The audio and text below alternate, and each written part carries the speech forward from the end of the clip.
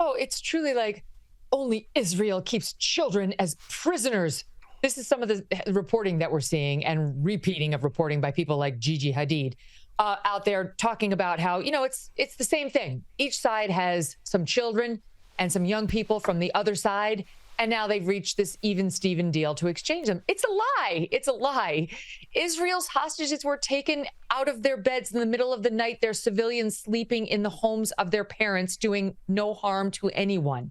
That's who they pulled. The people who just got released in the 50-person release are 85-year-olds, 84-year-olds, 2-year-olds, 3-year-olds, 4-year-olds, 8-year-olds. These are not anything other than innocent civilians.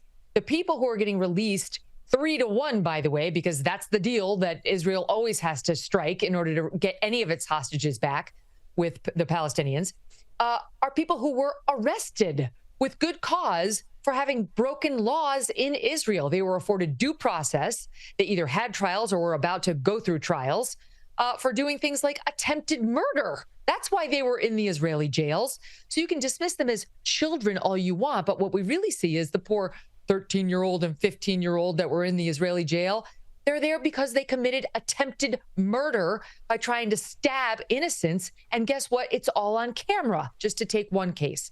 None of that is reflected in the headlines or the press reporting that we're seeing from places like the BBC and the NPR here in America, never mind the worst offender, Al Jazeera, as they cover this, totally benign, like prisoner swap, as if the 2-year-old had been out there committing war crimes, and that's why Hamas took him.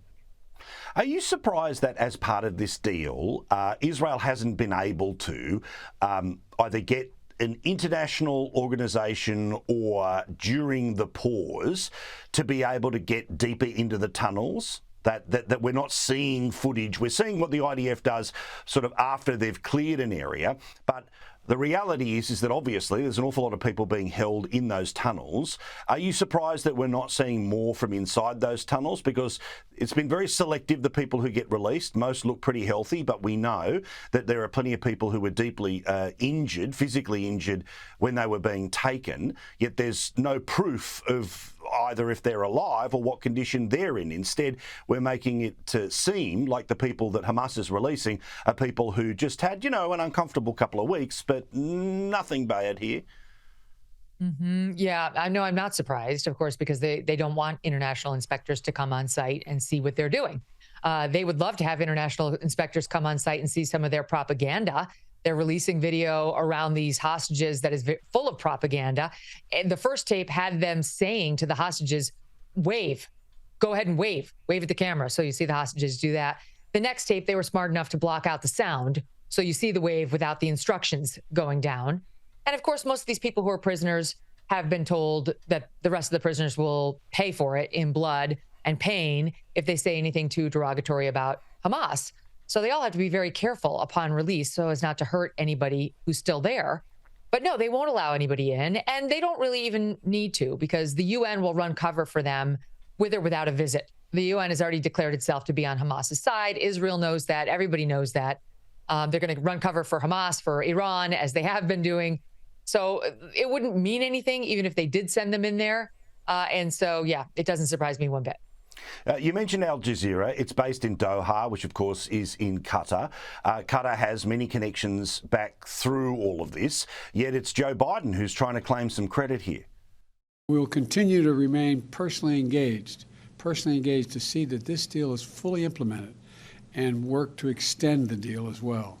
For weeks, I've been advocating a pause in the fighting for two purposes: to increase the assistance getting into the Gaza civilians who need help, and to facilitate release of hostages.